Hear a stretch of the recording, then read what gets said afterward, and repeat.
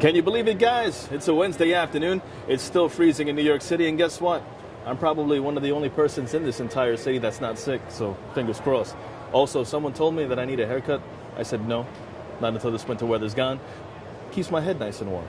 And you know why I'm here, not because I want to talk about the weather or because of my hair. It's because it's time. That time at the New York City. The markets, they're about to close right behind me. It's nearly 4 o'clock, so grab that drink, friends, because it's happy hour in New York City.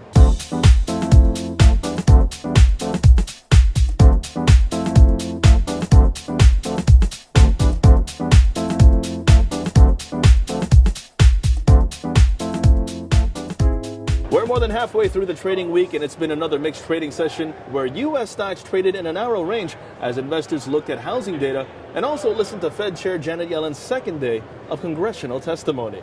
Let's first talk about Janet Yellen. As yesterday, Yellen's remarks to the Senate were mostly dovish, and today she continued her semi-annual testimony in front of the House of Financial Services Committee. Meanwhile, stocks little changed early in the session after housing data saw new U.S. single-family home sales in January drop a less than expected 0.2% to 481,000.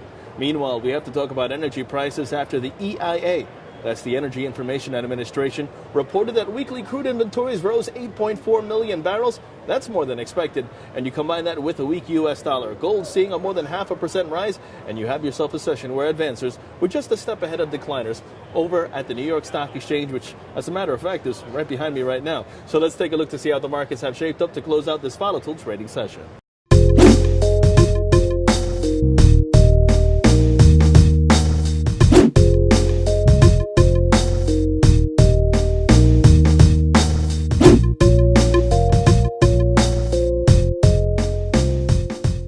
Meanwhile, on the corporate front, Hewlett-Packard reporting adjusted earnings of 92 cents per share. That was 1 cent above estimates. However, revenue, that was below forecast. Target posting earnings and revenue that did beat Wall Street expectations, while Campbell's Soup matching estimates with adjusted quarterly profit of 66 cents per share, while revenue was above analyst forecast. And Lowe's posting quarterly earnings and revenue that beat Wall Street expectations as well, therefore sending shares higher in not just pre-market but intraday trading as well. So there you have it. Kick back, relax. I need myself a drink. I'm deep.